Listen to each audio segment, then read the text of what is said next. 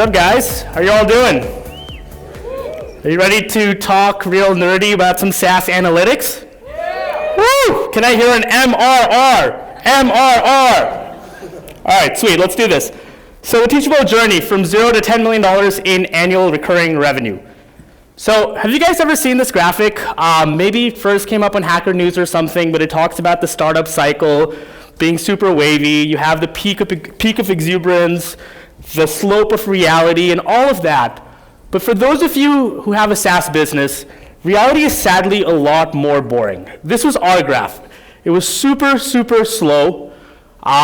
If you look at it, at the end of the first year, we were in business 1 year, and we had a total of $10,000 in monthly recurring revenue. Thankfully, it got a lot faster, a lot better. But today I want to do two things. I want to start by outlining our journey and giving you a snapshot of what it took for us to get there. We turned 4 on Friday or Saturday, so basically it's taken us 4 years.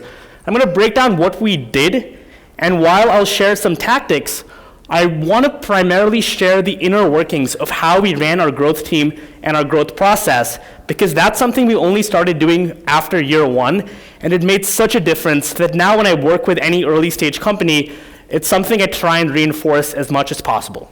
So let's start with a snapshot, right? Our 4-year journey, year 1, $10,000 in MRR, but year 2 onwards, things started picking up. We added $150,000 year 2 net MRR, $289 year 3, $387 year 4, year 5, who knows? We'll see where things go. And this is what our company looks like right now at $10 million in recurring revenue. So we don't make a lot of money of every paying customer. We average $67 a paying customer a month, which means it took us 12,000 paying customers to hit this milestone. We were able to do it with a team of 64 full-time employees. Everyone is based in New York City. We're all working out of the same office. The way it breaks down is we have 4 in product, 15 in engineering, 16 in marketing, 21 in customer operations, which is customer care, support, community, the team that serves our customers, and 7 in general administrative, which is finance, recruiting, and they had to place me somewhere, so I'm in there somewhere. But that's what it took, 64 people for us to get there. And when we got there, this was 70% of our total revenue. Recurring revenue is only a part of our revenue. We also make a little bit when people sell courses through our platforms. We monetize transaction fees and credit card fees, and a little bit on the back end from Stripe paying us back. So our total revenue run rate is about 14 million. 10 million is ARR. And while this snapshot is interesting, what I really want to spend time doing now is telling you how we architected growth on the back end. And the whole thing started at our year 1 mark when we had $10,000 in monthly recurring revenue, and we hired a new, who then became a head of growth, Andy. And a lot of this model built was something he instituted. Wanted to give him a shout out versus I know a lot of people come here and take credit for other people's work. He built this model, and the reasons behind this model that we created that I'm going to share with you in a second was, 1, we decided, a year had passed. It was about time we made growth our core company value. We felt good that we had product market fit. We felt good about a lot of things, but growth was never something we were conscious about. We just thought we'd build a good product, serve our customers really well, do write blog posts, do cute marketing things, and if we grow, great. If we don't, we'll grow kind of at the rate we wanted to. But that changed when we brought on this model. With this model, we decided to start by setting a monthly growth target every single month and then work backwards and figure out how to do it.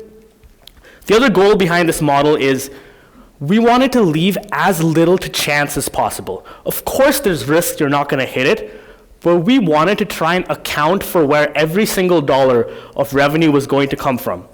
And trust me, a lot of times we got it completely wrong, but we still had an assumption that we thought this was going to do this, and it did that, so we could work backwards of it. And the third thing we did, and at the time it seemed obvious, but after talking to a lot of companies, I've realized they don't do it quite as much, is we were very okay strong-arming our growth. We were very okay doing things that seemed kind of dumb because they were not repeatable, and they would only help us hit next month's growth, but we applied that systemically month over month over month. So those are the motivations behind this model. I'll walk you through how it worked. This is actually not a simplified version of the model. This is the whole model. It's really, really simple. But it would start by, I'll walk you through an example of what the numbers said in August 2015. This was, I want to say, about 15 to 16 months into starting the company. Our end of July MRR was $25,000 month on month. At the time, we wanted to grow 30% monthly, which makes me very nostalgic. We can't grow anywhere near those rates at this point. We grew 3% last month. But back in the day, 30% month on month revenue growth was our value. And then it was just a case of plugging in really, really simple math to figure out what that meant. So, we added our starting MRR. We found what the end MRR was. At the time, we had disgustingly high revenue churn. It was 12%. We subtracted that out, and kind of running this simple calculation, we simplified all our marketing/growth activities of the month to one simple thing. Like all of marketing, all of growth basically distilled down to how can we find $10,843 in order to have a successful August. And we did this every single month. 2 weeks before the start of the month, we knew what was the number we needed to hit of new monthly recurring revenue in order to consider the month successful, right? Like that simplicity alone, gave us a very clarifying lens when we sat down as a growth team, when we sat down as a marketing team, when we sat down as a company in terms of what we needed to do. Okay, cool, good start, right? Now, where does this come from? We then tried to estimate where we stood if we did nothing extra. So at the time, and again, these are they're not assumptions, but there's a lot of noise in this data because we were a small business at the time. Then we were doing about $100 a day in organic upgrades, roughly. Again, very spiky. So we could expect, 31 days in August, so 3,100 in MRR from the organic upgrades.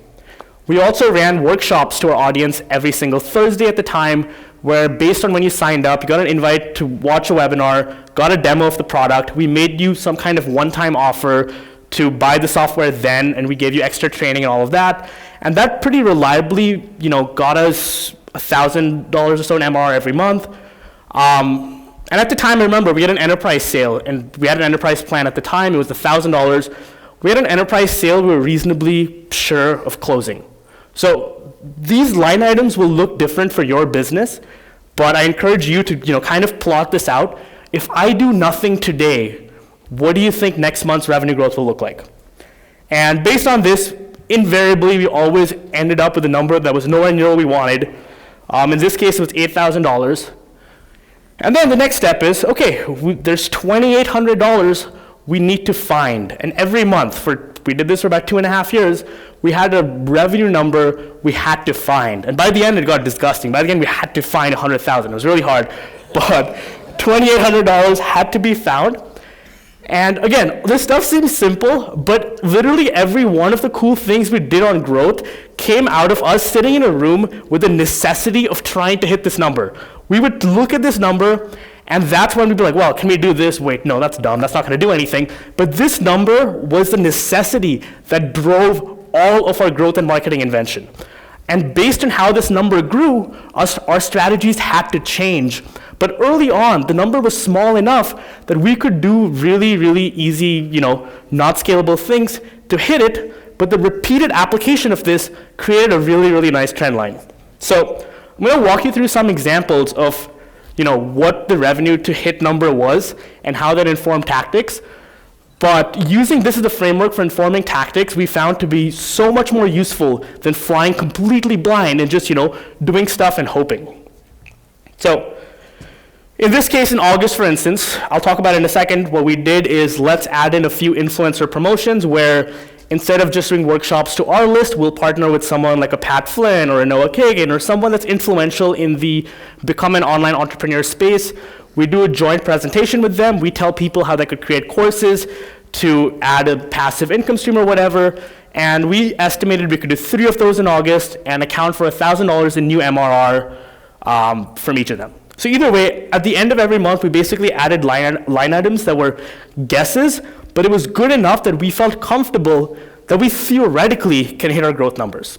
We missed it probably half the time, but we still went into the month having a shot in hell of actually hitting these numbers.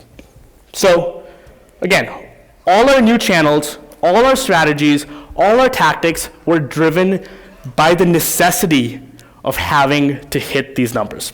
So I'll walk you through like real examples, what happened at every stage. Early on, the numbers were small. It was, $500 to $1,000 a month. At that point, like that was me. That was my job. I could tweet it at people. I would like cold email everyone. I, ask people for recommendations. As a salesperson, I could do enough one-on-one direct sales, even at a $99 price point, to make up $500 to $1,000 of revenue pretty reliably. And again, like all of these things, you are in these phases for months, and then it's a whole new phase. Phase 2, $1,000 to $3,000 a month in revenue. That is when we realized one-on-one sales are not going to work anymore. Can we do one-on-many sales? And that's what led to the creation of our, at the time, not weekly workshop, but we created a workshop maybe once a month, sometimes twice a month, driven again by the necessity of the numbers we needed to hit, where we invited our entire audience to come watch a demo. We showed them features. We, sometimes featured our customers. We got them excited about the idea of creating courses, and then had a sales pitch at the end. So now instead of me selling one person at a time, I'm selling 5 people at a time, 7 people at a time, and this made up the difference again, for a little bit. Phase 3, now we need $3,000 to $5,000 a month. That's when we decided, okay, how do we take this like ad hoc activity? And a lot of times what we found is the next level up in growth is taking some kind of ad hoc activity you're doing as a one-off and making it systemic. So for us, it was taking our one-off ad hoc webinar, like coming at it from marketing automation angle, creating a funnel based on when people signed up. They got invited to different webinars, hosting it on Thursday at 2 p.m.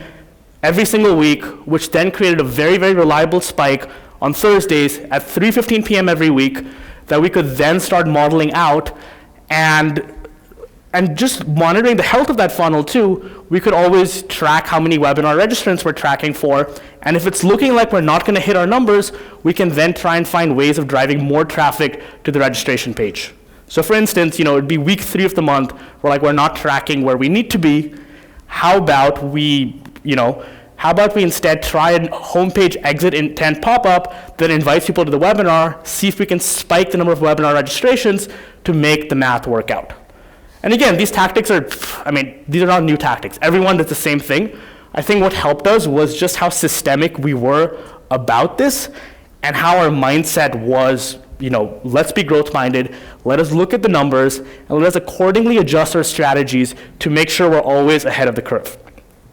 So phase 4, again, that's when we decided joint ventures and partnerships became kind of the next part of our playbook, because we hit a wall where we could not drive enough webinar registrants, even to our weekly Thursday webinars, that we had to bring in outside partners and run bigger promotions with them.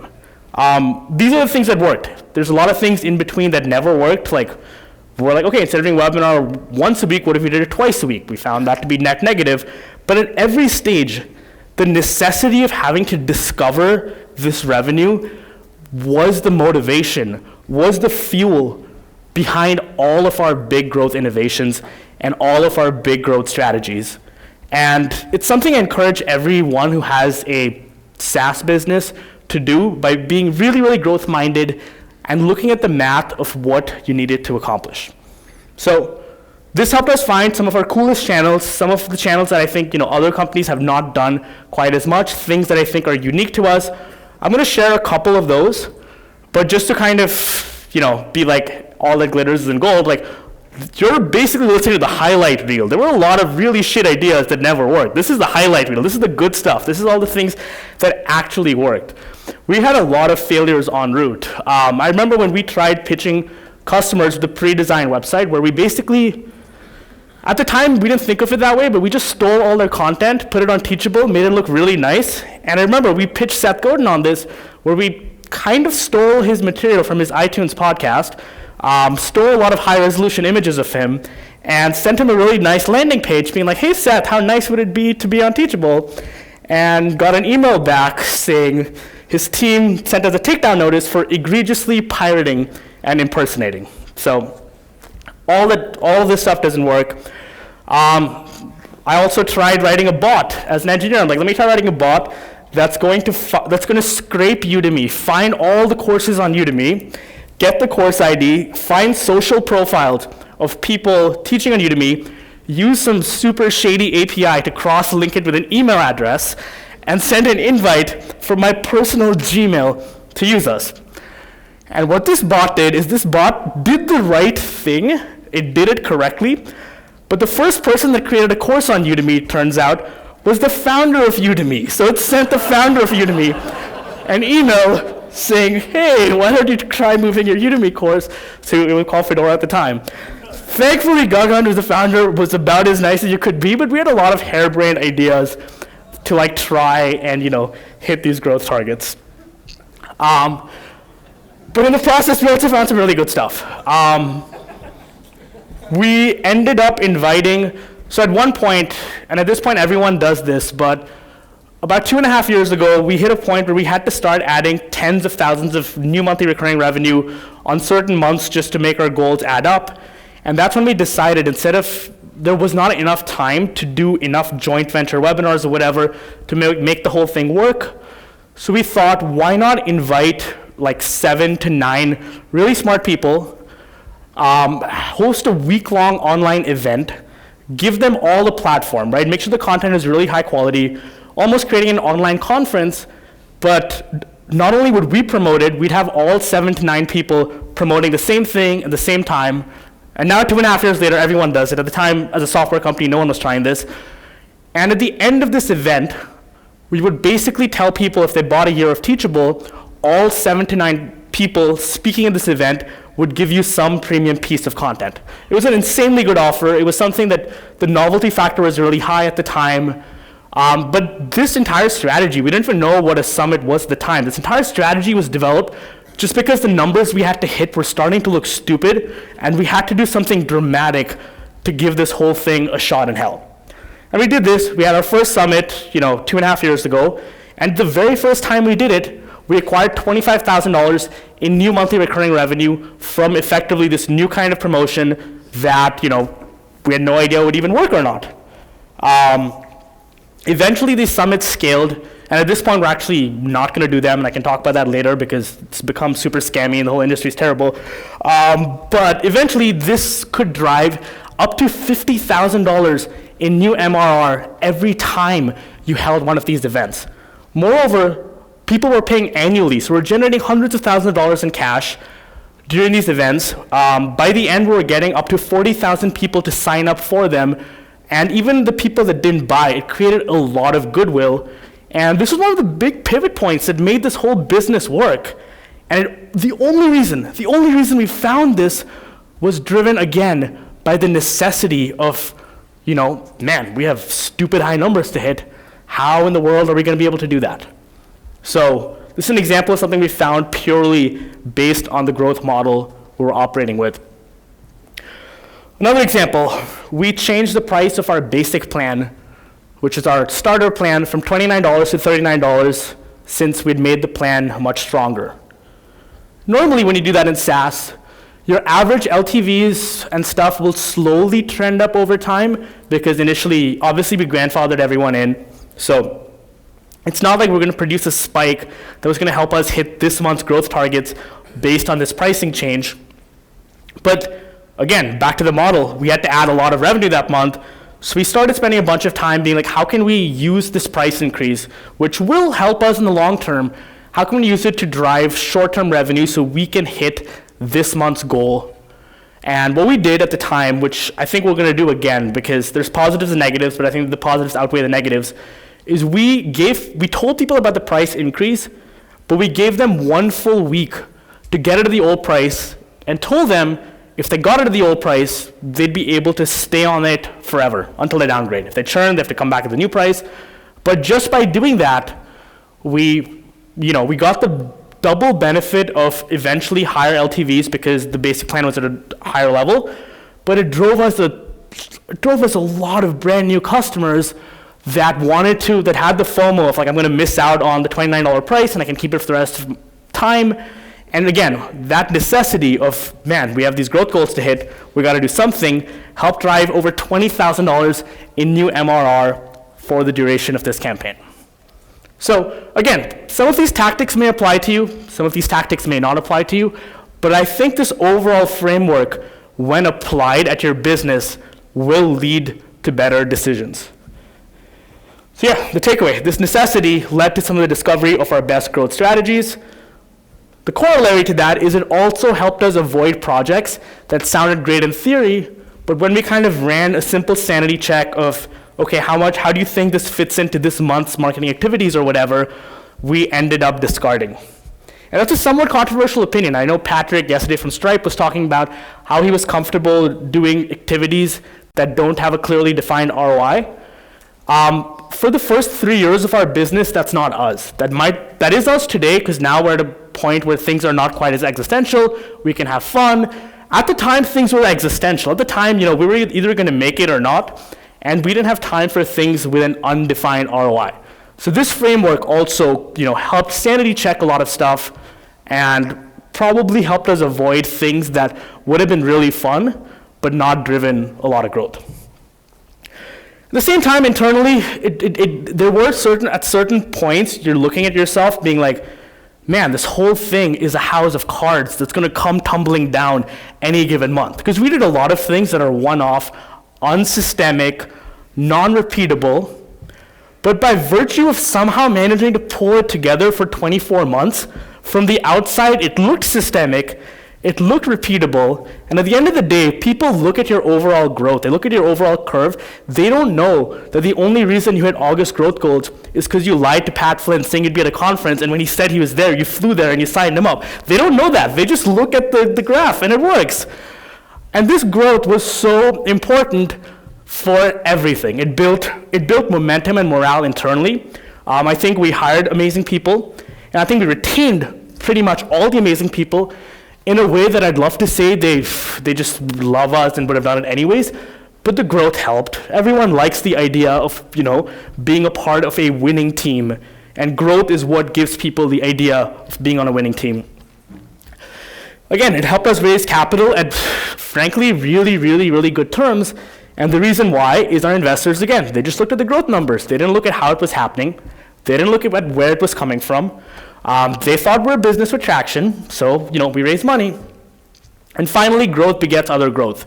The bigger you get, the more customers you have, the more the leverage on your product, the more people talk about you, the more you have a mini brand. So this kind of repeated application of continually striving to hit monthly goals helped us achieve all of this.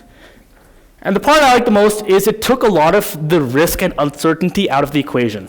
Again, we missed these goals and targets half the time, but we always knew exactly why. Looking at that, for instance, if that happened, we know the reason we missed is, the organic upgrades did what we thought we did, the weekly webinars did a little bit better, but we did not close the enterprise sale, and the joint venture webinars turned out to be a miss. And then we can look at our model, revise it, and with time, theoretically, do better at this. Cool, so this is part one. And part one is, I would say, the journey that we had from year 2 to about year 3. But the mistake we made along the way, and I'll talk about that in a second, is we made the mistake thinking this would work forever. And spoiler alert, at about $500,000 in MRR, this whole thing comes crashing down. It comes completely crashing down because you get left with numbers like this. Extrapolating this out, you have to we extrapolate this out, in a year from now, we're going to have to try and find $100,000 to $200,000 in revenue. And all of the one-off stuff, yes, I think we're really good, and we were able to find one-off activities and events that produced anywhere from, up to $50,000 swings. But at that scale, when you need $100,000 a month, even a $50,000 summit was not enough to really hit the mark. If your marketing team is going to take 2.5 months to put together a summit that hits less than half of what you need in a given month, this model of kind of optimizing towards the local maximum starts breaking down. And that's a mistake we made, and it's one of the reasons I would say in the last 6 months we've probably not executed as well as we could have, and it's a hole we're trying to dig ourselves out of now. And I'm going to share how I think we're going to do it.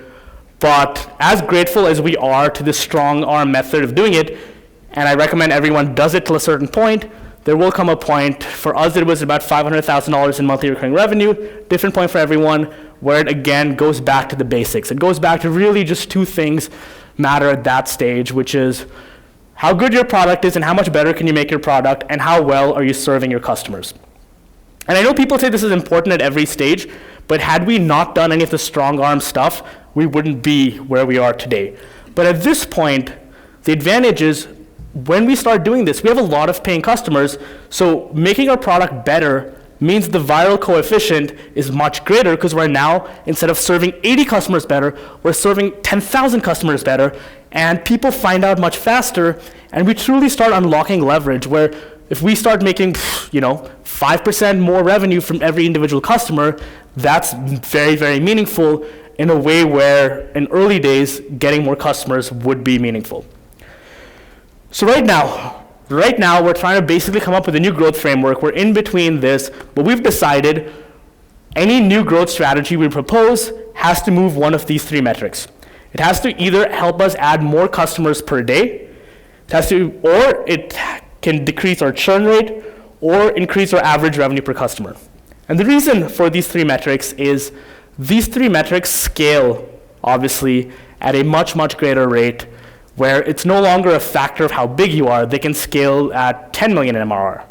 So our focus now is repeatable growth greater than strong arming growth, and it's all about leverage. I made the point before about how now you have more customers, so when you have more customers, the leverage and everything you do is greater. But the other thing that's at least true for us and maybe true for you is we understand our business a hell of a lot better now. We're 4 years in now, and I think the chances of us knowing what to do here now are far greater than 2 years ago when we're still learning so much about what we were doing. So I'm going to walk you through some of the growth strategies that have worked in this realm really quickly. Some of this stuff it's not going to be like a tactical wow because it's kind of very core, but just reiterating, how it all comes back down to product and customers and the things that have worked for us. So one of the things we've done the last year is we've overhired for customer care. We basically were at a point where we grew really fast. We had only 3 people actually answering tickets, supporting close to 5,000 people at the time, and things were just not good. And we made the very conscious decision, let's actually, our assumption was our churn rate is positively correlated with how well we're serving customers. Our brand depends on how well we're serving customers. We are not Google, we need customer care. Our product is not so good that people can just use it and not have to talk to people. So we made the very conscious decision, let us actually overhire for customer care. Let us take the risk that we have too many people sitting around twiddling their thumbs, waiting for an email to come in. And that move, that move has gone on to validate itself tremendously in the last year. We used to take almost 8 hours to get back to customers. We're now taking under an hour. Our customer satisfaction CSAT was as low as 85. Now it's, again in the low to mid 90s.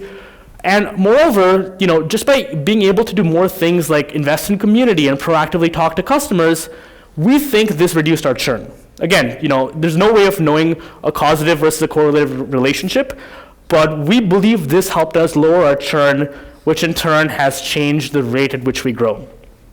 And some really, really crazy math that actually did, I know something Josh did on Baremetrics revenue calculator, you can try this later. The difference between 5% and 6% month-on-month churn at $500,000 in MRR, looking at the amount of new MRR we're adding, compounded out over 2 years. At 2 years, that's a difference of $1.5 or $1.6 million in ARR. That pays for a lot of people. The difference between 5% and 6% churn on a large base compounded, it is nuts. Play on that calculator. You'll learn some crazy things about what you can and can't afford to spend money on if you believe it will have a meaningful impact on your churn. Cool. Second strategy that worked. We materially improved our checkout product, which got more of our existing customers to actually use the checkout part of our product. And since we monetize checkout, we make a little bit of money on the back end. We were able to meaningfully increase revenue per customer by literally just being like, okay, fine, what parts of our product drive revenue? What parts of our product, could be used by more people we already have? We don't need to find more people. Just of the people we have, how can we drive revenue? And if you have any parts of your product that are revenue generating, think about whether it makes sense to reinvest in them. We basically moved from a kind of ugly 2-page checkout to a, I think, pretty beautiful one-page checkout that has everything on the same page, social proof and all of that. And over a period of a couple of months after launching it, we went from $250,000 a day in core sales to $400,000 a day in core sales. And since we make a percentage of that, that's not free money, we earned it, but like we earned it in a way that's systemic, that's repeatable, and that doesn't entail continually needing to acquire new customers to keep hitting revenue growth numbers. The third strategy that we employed, and I know there's been a rhetoric that everyone has of like charge more money, charge more money. This is similar but not quite, is we have 3 plans. We had a $29 then $39 plan, which is our basic plan. We had our professional plan at $99, and we had our high volume plan at $299. And for a long time, our basic plan was the most popular plan we had.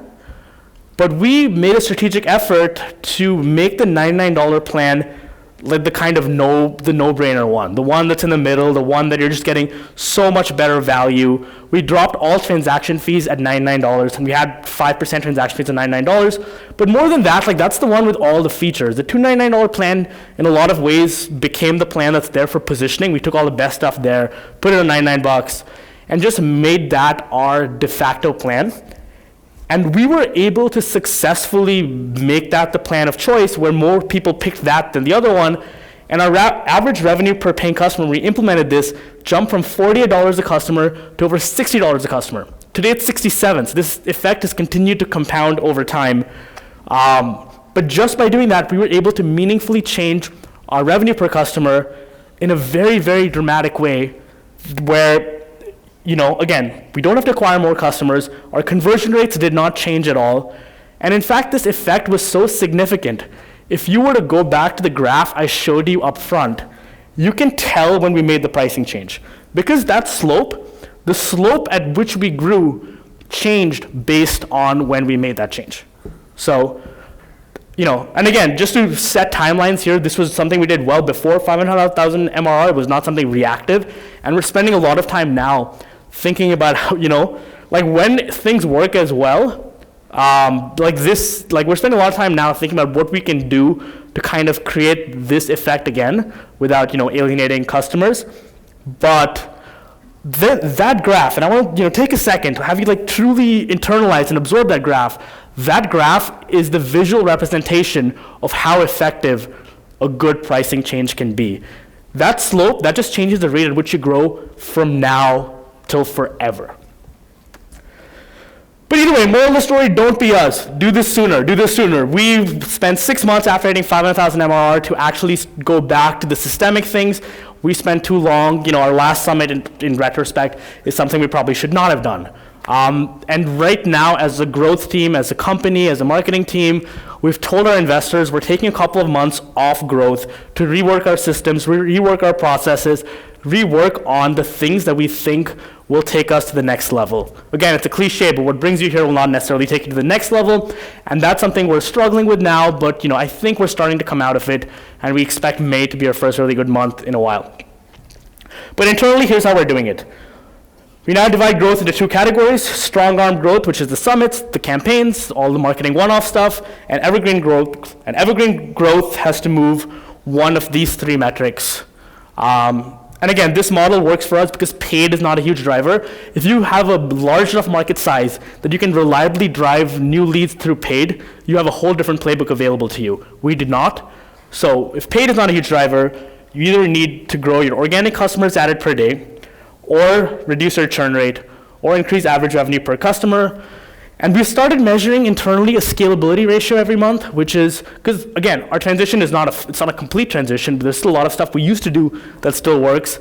But we're trying to look at a ratio of what is the revenue acquired from evergreen methods to strong arm methods, and our hybrid goal every month is to try and grow this ratio as well with time. Will this work? No idea. It's brand new. Ask me next year. We'll see how this whole thing comes. But yeah, you know, two quick takeaways I want to reiterate, and then I'm done. But again, first takeaway I want to reiterate is early on, strong arm the shit out of your growth. You can take this probably further than you think. 500,000 MRR is still a really, really big number. I see a lot of people doing this right, but starting to do it too soon. Like, you can probably continue to be very growth oriented, do things that seem unsustainable, but just do them every single month till they're a habit. And doing that for a while is, something I strongly urge you all to do. And part 2 is, eventually, you can still do that, but the thing we wish we did is we wish we started measuring a scalability ratio or some kind of analog of how much we're strong-arming up front, so you can see that trending with time and accordingly start taking preemptive actions. Cool. Thanks, guys. That's all I have, and I can take some questions.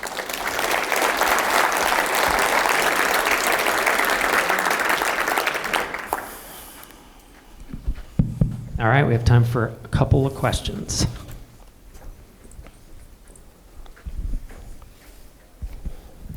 Hey, so this seems to kind of go against the advice of just focusing in on one thing and really doing that well. So how do you sort of reconcile that, where it seems like you guys are being incredibly kind of innovative and imaginative in how you're going to go about finding that revenue, but how do you balance that against just like focusing in on one thing, because it's one thing that we all struggle with? That's a great question. I think the reality is we never found one thing that worked well enough to keep our growth going. In an ideal world, and that's why I wish we figured out paid acquisition, or I wish we built a sales engine that worked, which are both things we never accomplished because those things scaled. I wish we had the luxury of doing that. Honestly, it's much better if your channel is large enough that you can continue to do that and keep riding that. Our goals just reached a point where there was no one channel large enough where we could continue to focus on that to still keep hitting the numbers we wanted to hit. So for us, it was purely driven out of necessity. I think it's, if you can make paid acquisition, if you can make something like that work, or if you can create kind of a content engine that's, again, larger market size, producing enough leads, and you can keep doing that and still keep growing that, that's better. That's just a luxury that we sadly did not have. But I do think, like, the risk with trying a lot of things is you lose focus. And I still think we were aided by the fact that we still had this model to focus on. We still were focusing on one thing in terms of how do we hit this model, even if the resulting activities were sometimes scattered. Yeah, you did a great job explaining the sense of like, sorry, right here. Oh, yeah. You did a great job explaining the sense of like scale with the revenue with Yep. you when you went through each of the phases, like phase 1, Yep. phase 2, phase 3, as you were strong arming the growth to go up. But can you give a sense of how many people you had dedicated or how many resources you had dedicated to the problem at each of those phases? Like when it was just the target was 1,000 versus the target was $5,000 per month? Yeah, absolutely. I think that's a great question. So right now, all of this stuff, and I can quickly talk about how our growth and marketing team is set up. Right now, this lives within the growth and marketing team. It's a team I ran personally for a while, and then, the last 2 years, Andrew has run it. And this team is very cross-functional. It includes a content team. It includes paid acquisition. We even have a small engineering and design team embedded within the marketing team. So a lot of these experiments, if we're creating summit landing pages and all of this stuff, can live within the team. And at every stage, we're 16 now. My guess is through most of that stage 1, we were almost never smaller than 4. We started off with 4 people, advantages of being venture-backed. And through most of the period described, we were anywhere between 4 to 8 people, slowly trending upwards. Now we have, 16. But yeah, that's how many. And it was always cross-functional. So we had content, we had acquisition, we had, traditional marketing, we had all of that stuff living within the same kind of team. Cool, we have time for one more question. Thanks for coming to talk. So we have a product and we're thinking about pursuing more aggressive growth strategies because we don't really do anything, honestly. But we're like, all right, we should like optimize our onboarding and try to like get our product so it's not leaking out, churn on the other end, and really nail that down. And then we're like, all right, we're going to do that, and then we're going to pursue growth. And I think I might know where your answer is, but like, yeah, dude, our automation still sucks. Like, there's still so many things. I look at our product, I'm like, oh man, there's so many things. And if we waited till we felt really good about everything, we would have never done it. Like, you're always going to find, don't get me wrong, like, you want to find some semblance of product market fit. Like, if you have no one who continues to use your product a year later, focus on that. But once you have some kind of product market fit, Like when it comes to leaky funnel stuff, like our email automation, like it's still leaky. Like there's still so many things I can look at our business 4 years in, and I would just not use it as an excuse to not push on growth. Like I think it's really easy to feel not ready, but you're never going to feel quite ready enough. And again, rallying the entire company or the team around these numbers, I think helps bring a sense of clarity, where at a certain point, fixing your automation, your leaky bucket, is something you do because you feel the pain of how hard it is to grow without doing that. Thanks again, Ankur. Thanks, guys.